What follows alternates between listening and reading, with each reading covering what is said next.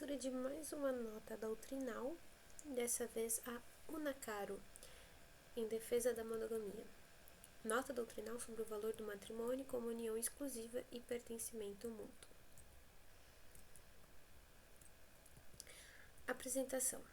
Este é um texto para a Igreja Universal, mas pode ser devidamente considerado em qualquer lugar, levando em conta os desafios culturais locais.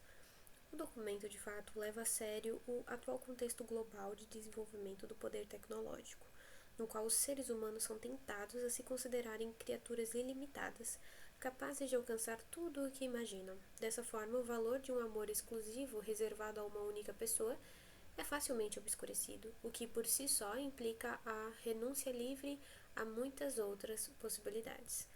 Na verdade, a intenção desta nota é fundamentalmente proposicional. Extrair das Sagradas Escrituras, da história do pensamento cristão, da filosofia e até mesmo da poesia, razões e motivações que nos impelem a escolher uma união de amor única e exclusiva, uma rica e abrangente pertença mútua.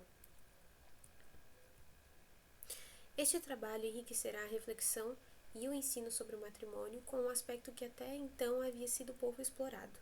Ao mesmo tempo, poderá fornecer material variado e útil para movimentos e grupos matrimoniais, para estudo e diálogo. Isso explica a extensão desta nota e o número de autores e textos indicados.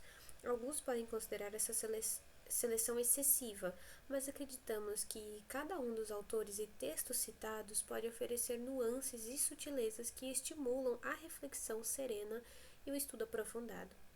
Analisaremos as obras mais importantes do magistério e uma série de autores da antiguidade à atualidade, teólogos, filósofos e poetas. Encontramos uma riqueza de reflexões que enfatizam a união dos cônjuges, a reciprocidade e o significado abrangente da relação matrimonial.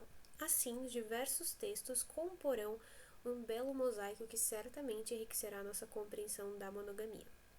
Se, no entanto, o objetivo for obter apenas um breve resumo reflexivo para justificar a escolha de uma união exclusiva entre mulher solteira e um homem solteiro, bastará ler o último capítulo e a conclusão desta nota, que se concentram na pertença mútua dos cônjuges e na caridade conjugal. Em todo caso, sugerimos a leitura atenta da nota na íntegra para compreender plenamente a amplitude dos aspectos envolvidos neste tema tão rico. Vitor Manuel, cardeal, prefeito. Vitor Manuel Fernandes, cardeal prefeito.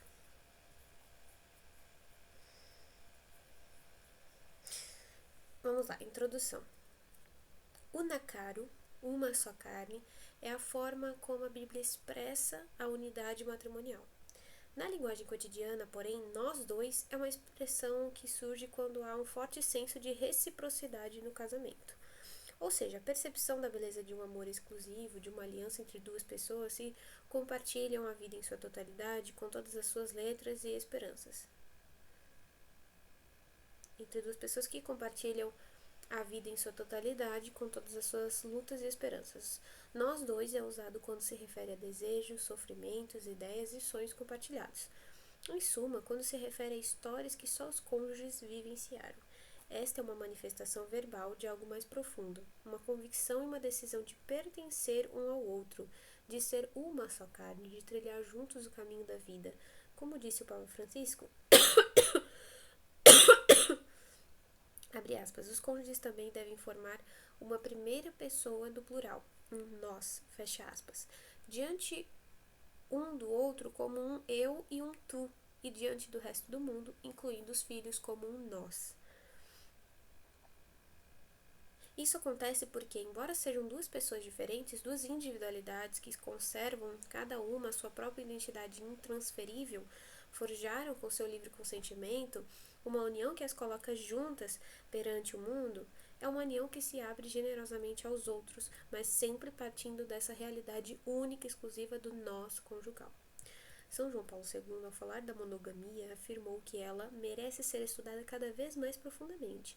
A sua indicação da necessidade de um tratamento mais amplo desse tema é uma das motivações que levou o dicastério para a doutrina da fé a preparar esta nota doutrinária. Além disso, esse texto tem origem, por um lado, nos diversos diálogos com os bispos da África e de outros continentes sobre a questão da poligamia, no contexto das suas visitas a Dilímnia,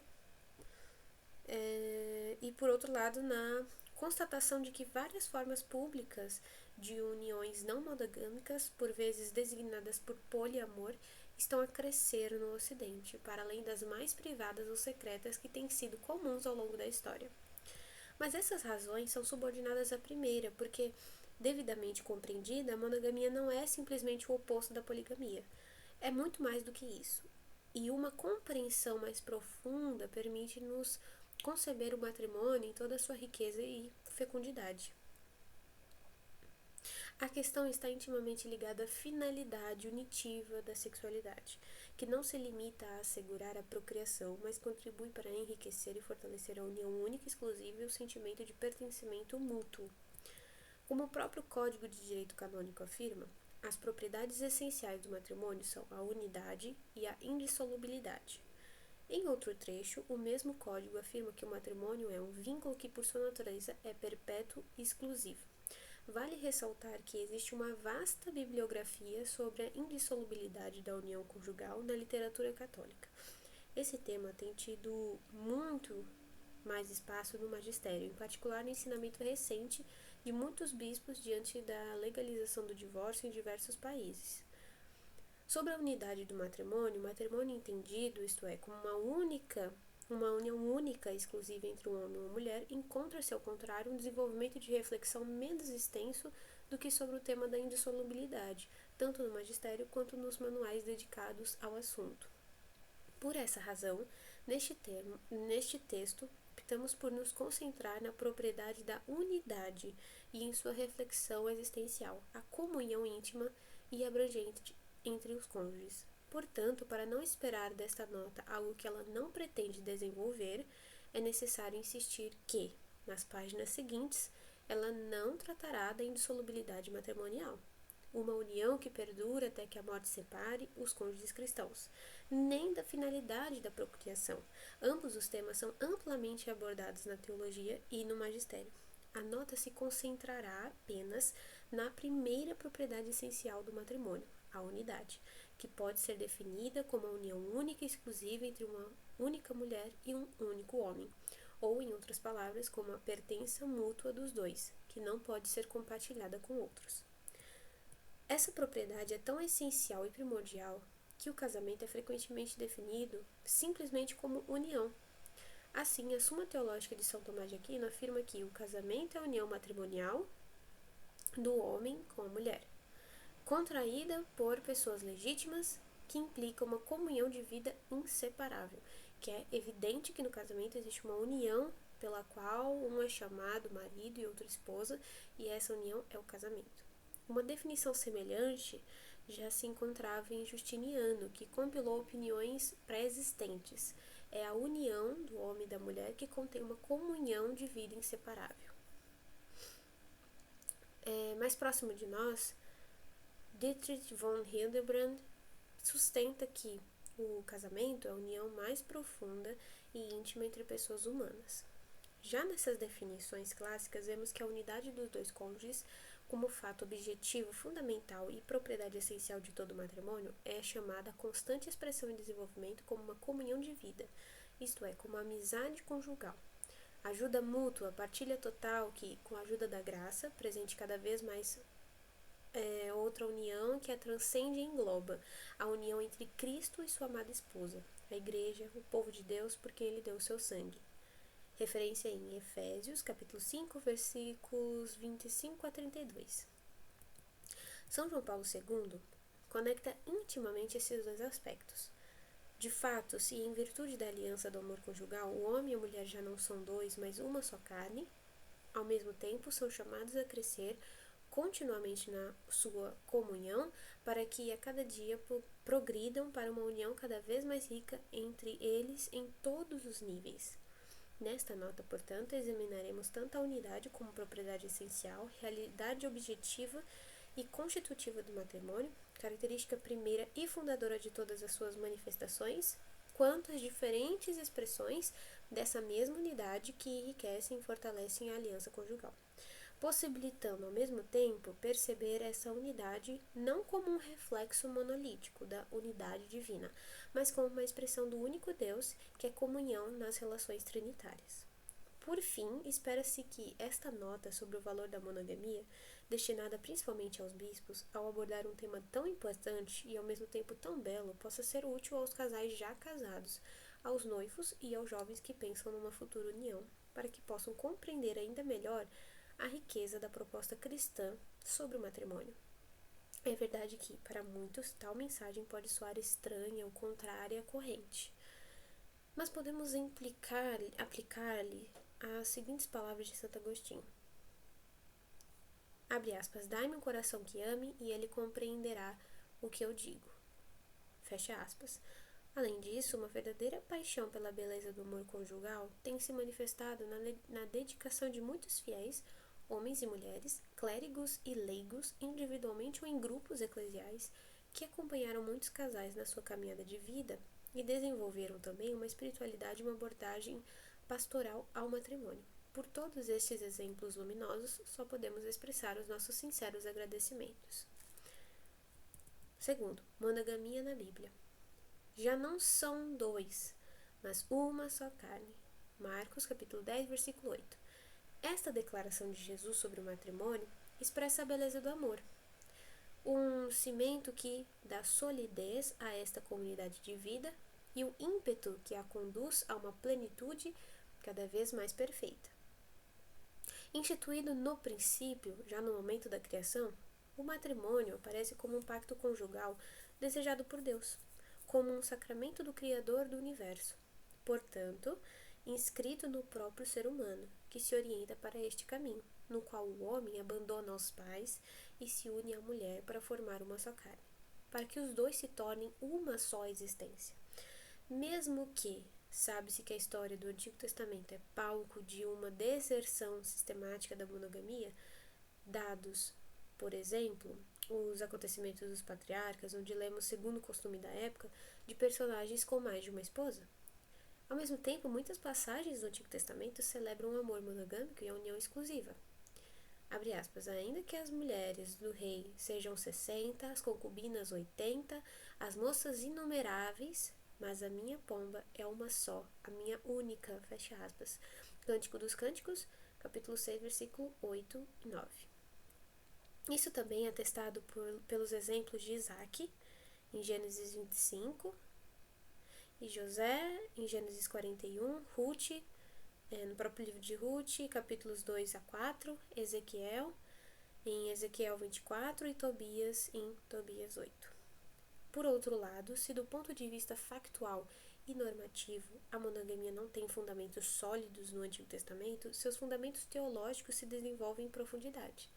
E este é o caminho frutífero que será seguido nas reflexões seguintes. Primeiro tópico, monogamia no capítulo 2 de Gênesis. Na raiz do modelo monogâmico, o capítulo 2 do livro de Gênesis apresenta-se como um verdadeiro manifesto antropológico situado no início das Escrituras. Descreve o projeto que o Criador propõe como ideal para a liberdade da criatura humana.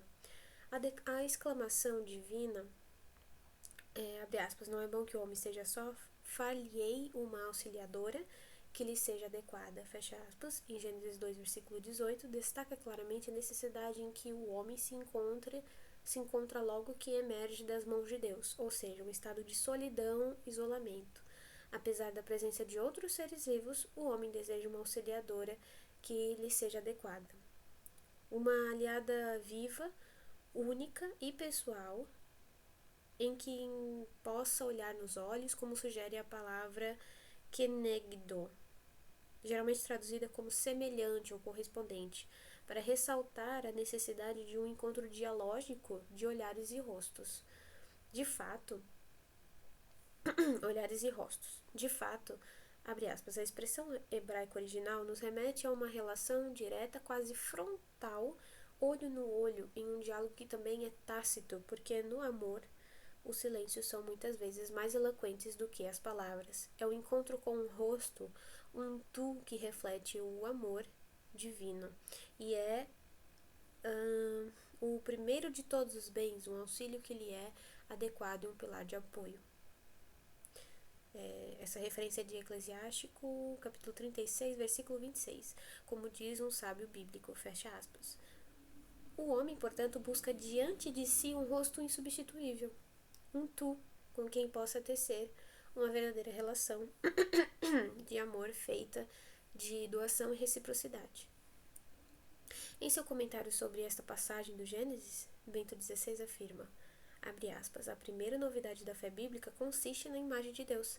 A segunda, essencialmente ligada a ela, encontra-se na imagem do homem. O relato bíblico da criação fala da solidão do primeiro homem, Adão, a quem Deus quer colocar uma auxiliadora. Entre todas as criaturas, nenhuma pode ser para o homem a ajuda do que ele precisa. Embora ele tenha dado nome a todos os animais selvagens e a todas as aves, integrando-os assim no contexto de sua vida, então de uma das costelas do homem, Deus cria a mulher. Agora Adão encontra a ajuda de que precisa. Esta, enfim, é osso dos meus ossos e carne da minha carne. Gênesis 2, 23. O relato bíblico não fala de castigo. A ideia, porém, de que o homem é de algum modo incompleto, constitucionalmente, a caminho de encontrar no outro a parte integral para sua totalidade. A ideia, isto é, de que ele só pode tornar-se completo em comunhão com outro sexo está certamente presente. Fecha aspas. A conclusão da história bíblica, o homem deixará seu pai e sua mãe se unirá à sua mulher e eles se tornarão uma só carne, em Gênesis 2:24, expressa bem essa necessidade de uma união íntima, um apego físico interior que o salmista usa para descrever a união mística com Deus. A minha alma se apega a ti. Isso é Salmo, capítulo 63, versículo 8. E outra referência paralela é 1 Coríntios, capítulo 6, versículos 16 e 17. Como afirma o Papa Francisco, o verbo apegar-se no hebraico original indica uma estreita harmonia, uma adesão física e interior a ponto de ser usado para descrever a união com Deus. Minha alma se apega a ti, canta a pessoa que reza. Assim, a união matrimonial é evocada não só na dimensão sexual e corpórea, mas também na sua doação voluntária de amor. O fruto desta união é tornar-se uma só carne, tanto no abraço físico como na união dos dois corações e de vida e, talvez, na criança que nascerá dos dois, que carregará em si, unindo-os genética e espiritualmente as duas carnes.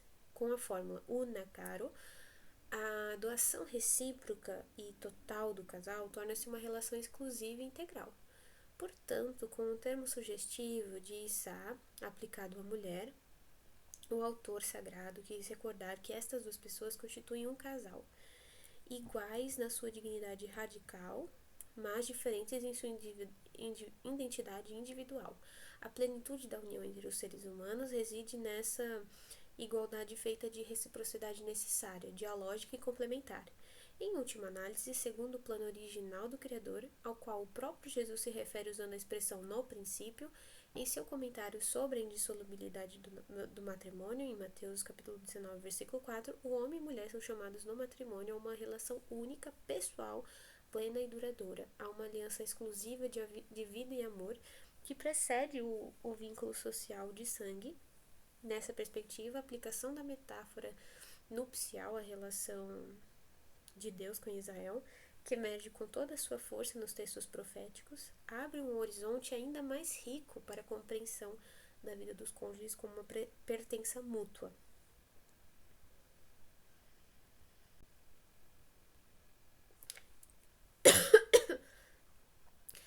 Simbolismo profético do casamento. Nos profetas, as categorias do amor conjugal conferem características particulares à compreensão da aliança entre Deus e seu povo, que já não se modula segundo o cânone dos pactos entre o rei e os príncipes vassalos. Aqui, a história pessoal do profeta Oséias, no século VIII a.C., emerge de forma emblemática, sendo tomada como paradigma teológico para reler a história de amor entre o Senhor e Israel. Apesar da traição sofrida por sua esposa Gomer, ele não consegue extinguir seu amor por ela e, ao contrário, nutre a esperança de que ela, abandonada e desiludida por seus amantes, retorne no caminho de casa para restaurar completamente o relacionamento amoroso entre eles, visto que essa mulher é a única em sua vida que o perdoa por suas traições. Esta transposição nupcial simbólica da fidelidade divina continuará na tradição profética com diferentes ênfases. Ezequiel narra como Deus cuida do seu povo, como o homem que estende a sua capa sobre uma mulher. Ezequiel 16:8. Por um lado, este gesto indica o pacto matrimonial em que a proteção é oferecida à esposa. Por outro, visa proteger a mulher do olhar alheio, evocando assim a exclusividade do vínculo. O profeta Malaquias condena a quebra dos laços matrimoniais entre os membros de Israel e o novo casamento com mulheres pagãs. Abre aspas, porque eu odeio o divórcio, diz o Senhor, Deus de Israel, e todo aquele que cobre sua veste com iniquidade, diz o Senhor dos exércitos. Fecha aspas. Isso está em Malaquias 2,16. Esta passagem também teve outra interpretação, chamada cultista ou tipológica, como se referisse a uma única perversão, idolatria, estabelecendo um paralelo implícito entre profanar a aliança com Deus e enganar o cônjuge, adultério. Em última análise, o amor conjugal permite-nos descrever verdadeiramente uma dialética de aliança entre Israel e o Senhor, entre a humanidade e Deus. A ideia de Deus como único esposo de Israel está também ligada a de Israel como sua única esposa. A singularidade do amado é também evidente no tema da eleição, que faz de Israel o único povo escolhido. Amós, capítulo 3, versículo 2. A aliança assume, assim, uma dimensão adicional ao designar o vínculo entre Deus e o seu povo, baseado num vínculo monogâmico tão real que a adoração de outro Deus constitui adultério. São João Paulo II oferece a este respeito uma bela síntese. Abre aspas, em muitos textos, a monogamia aparece como a única e correta analogia do monoteísmo estendido nas categorias da aliança, isto é, da fidelidade e da confiança no único e verdadeiro Deus Javé, o esposo de Israel. O adultério é a antítese dessa relação conjugal, é a antinomia do matrimônio, também como instituição, visto que o matrimônio monogâmico realiza em si a aliança interpessoal entre o homem e a mulher, concretiza a aliança nascida do amor e aceita por ambas as partes precisamente como matrimônio, e como tal, reconhecida pela sociedade. Esse tipo de aliança entre duas pessoas constitui o fundamento da união pela qual, abre aspas, o homem se unirá à sua mulher e os dois se tornarão uma só carne, fecha aspas.